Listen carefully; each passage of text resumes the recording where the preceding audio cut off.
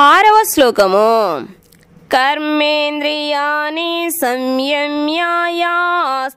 మనసా స్మరన్ ఇంద్రియార్థాన్ విమూఢాత్మా మిథ్యాచారః స ఉచ్యతే. కర్మ ఇంద్రియాని 5 కర్మేంద్రియములను సంయమ్య నిగ్రహించి యహుయవ్వడు ఆస్తే ఉండును మనస్సుచే స్మరన్ ధ్యానిస్తూ ఇంద్రియార్థాన్ని ఇంద్రియా విషయములను విమూఢాత్మ మూర్ఖుడు మిథ్యాచార నటన చెయ్యువాడని సహ అతడు ఉచ్యతే చెప్పబడును. కర్మేంద్రియములను నిగ్రహించినను మనస్సుచే ఇంద్రియార్థములను ధ్యానించువాడు నిశ్చయముగా తనను తాను మోసగించుకును, అట్టివాడు మిథ్యాచారి అనబడును. భాష్యము. కృష్ణ చైతన్యముతో కర్మను చెయ్యుటకు నిరాకరించినను వాస్తవముగా మనస్సులో ఇంద్రియ భోగమును గూర్చి ఆలోచిస్తూ ఆడంబరముగా ధ్యాన తత్పరతను ప్రదర్శించు కపటులు అనేకులు ఉందురు. అటువంటి కపటులు మిథ్యాచారులు తమను అనుసరించు అనుచరులను మోసగించుటకు శుష్క వేదాంతమును కూడా చెప్పవచ్చును. ఈ శ్లోకమును అనుసరించి అట్టి వారందరూ గొప్ప వంచకులు అనబడుదురు. ఇంద్రియ తృప్తికై మానవుడు శక్త్యానుసారము ఏదైనా వర్ణాశ్రమ ధర్మమును పాటిస్తున్నను తన సాంఘిక స్థితికి సంబంధించిన నియమములను పాటించగలిగినచో క్రమముగా తన అస్తిత్వమును తాను పవిత్రీకరించుకోగలడు. కానీ యోగి వలె నటిస్తూ ఇంద్రియ భోగము కొరకై అన్వేషించువాడు కొన్నిసార్లు తత్వమును గూర్చి చర్చించినను గొప్ప వంచకుడుగానే పిలువబడును. అట్టి పాపి యొక్క జ్ఞానము భగవానుని మాయాశక్తి చేత అపహరించబడును కనుక వాని జ్ఞానముకు ఎట్టి విలువ ఉండదు. అట్లు కపటముగా వర్తించు వాని మనస్సు ఎల్లప్పుడూ అపవిత్రమై ఉండును కనుక అతని ధ్యాన ప్రదర్శనముకు ఎట్టి విలువ ఉండదు. 7వ శ్లోకము. యస్త్వింద్రియాణి మనసా నియమ్యారభతేర్జున కర్మేంద్రియైః కర్మయోగామసక్తః సా విశిష్యతే.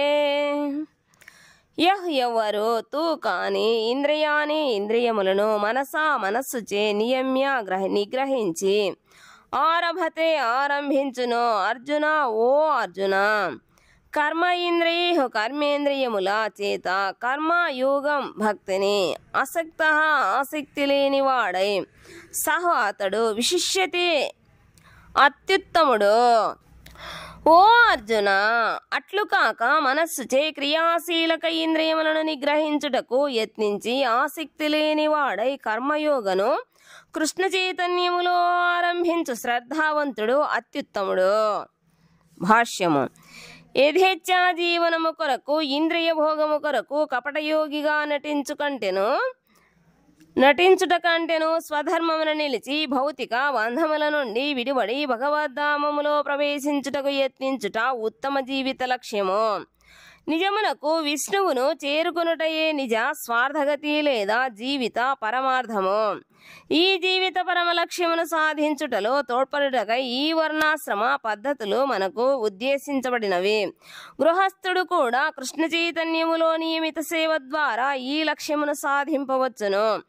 ఆత్మానుభూతి కొరకై ప్రతి ఒక్కరూ శాస్త్రములలో నిర్దేశించబడినట్లుగా నియమిత జీవితమును గడుపుతూ ఆసక్తి లేకుండా తన కర్మను కొనసాగిస్తూ పురోభివృద్ధిని సాధించగలరు. ఈ విధానమును అనుసరించు శ్రద్ధావంతుడు అమాయక జనులను మోసగించుటకు ఆడంబర ప్రదర్శనగా కపట భక్తిని ప్రదర్శించు కపటయోగి కంటెను ఎంతో ఉత్తముడు. కేవలము జీవనోపాధి కొరకై కపట ధ్యానము చెయ్యువాని కంటెను శ్రద్ధగా వీధులను శుభ్రపరచువాడు ఎంతో ఉత్తముడు. 8వ శ్లోకము. నియతం కురు కర్మ త్వం కర్మ ధ్యాయో హే కర్మణః శరీరయాత్రాపి చ తేన ప్రసిద్ధేద కర్మణః నియతం విద్యుక్తమైనను కురు చెయ్యుము కర్మ కర్మలు త్వం నీవు కర్మ కర్మ ధ్యాయ ఉత్తమమైనది హీ నిశ్చయముగా అకర్మణః కర్మ చెయ్యకుండా ఉండుట కంటెను. శరీరయాత్ర దేహపరమైన పోషణయాత్ర అపి అయినను చా కూడా తే నీకు నా ప్రసిద్ధేత్ సిద్ధింపదు. అకర్మణః కర్మ చెయ్యకుండా నీ విద్యుక్త ధర్మమును నీవు శ్రద్ధగా నిర్వర్తింపుము. అట్లు చెయ్యుట కర్మ చెయ్యకపోవుట కంటెను ఉత్తమము. మానవుడు కర్మ చెయ్యకుండా భౌతిక దేహమును కూడా పోషించలేడు.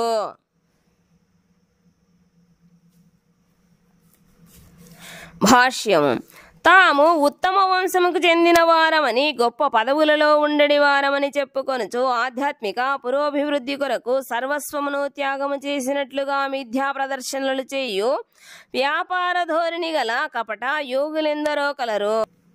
కాని అర్జునుడు ఆ విధముగా వంచకుడు కారాదని శ్రీకృష్ణ భగవానుడు ఆశించెను. అంతేకాకుండా క్షత్రియులకు విధించబడిన కర్తవ్యములను అర్జునుడు నిర్వర్తించవలనని భగవానుడు ఆశించెను.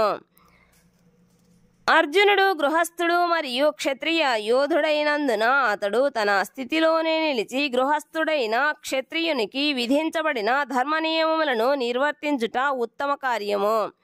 అట్టి కర్మలు లౌకికుడైన మానవుని హృదయమును క్రమముగా శుద్ధిపరిచి అతనిని భౌతిక కాలుష్యము నుండి విముక్తిని చేయగలదు. జీవనార్థమై ఆచరించబడు కపట సన్యాసమును అవలంబించుటను భగవానుడు లేక ఏ మత ధర్మశాస్త్రమైనను ఎన్నడూనూ అంగీకరించదు. నిజమునకు మానవుడు ఏదో ఒక కర్మ చేస్తూ జీవనాధారమును ఆర్జించుకోవలెను. అతడు భౌతిక ప్రవృత్తులను పవిత్రీకరించుకోకుండా ఇచ్ఛానుసారముగా కర్మలను త్యజింపరాదు. భౌతిక ప్రపంచములో నివసించు వాడెవడైనను ప్రకృతిపై అధికారమును చెలాయించుట కొరకు లేక ఇంద్రియ తృప్తి కొరకు కొంత కల్మష భావమును కలిగి ఉండును. అటువంటి కలుషిత భావనలను తప్పక ప్రక్షాళనము చేసుకోవలెను. విద్యుక్త ధర్మముల ద్వారా అట్టి కార్యమును సాధించకమునిపే కర్మను త్యజించి ఇతరులపై ఆధారపడి జీవించు కపటయోగిగా మారుటకు ఎవ్వరునూ ప్రయత్నింపరాదు. 9వ శ్లోకము. యజ్ఞార్థాత్ కర్మణోన్యత్ర లోకోయం కర్మ బంధనః తదర్థం కర్మ కౌంతేయ ముక్త సంగః సమాచర. యజ్ఞార్థాత్ యజ్ఞము కొరకు లేక విష్ణువు కొరకు మాత్రమే చేయబడే కర్మణః కర్మ కంటెను అన్యత్ర అన్యమైనది లోకః అయం ఈ లోకము కర్మబంధనః కర్మ ద్వారా బంధించబడినది. తత్ అర్థం ఆ విష్ణువు కొరకు కర్మ కర్మ కౌంతేయ ఓ కుంతి పుత్ర ముక్త సంగః ఆసక్తి లేనివాడవై సమాచర చక్కగా చెయ్యుము. విష్ణువు కొరకై యజ్ఞ రూపమున కర్మను చెయ్యవలెను. లేనిచో ఈ భౌతిక జగత్తున కర్మ బంధకారకమగును. అందుచే ఓ కుంతి పుత్ర విష్ణు ప్రీత్యర్థమే నీ విద్యుక్త ధర్మములను నిర్వర్తించుము. ఆ విధముగా నీవు బంధముల నుండి సదా విముక్తుడవై ఉందువు. భాష్యము.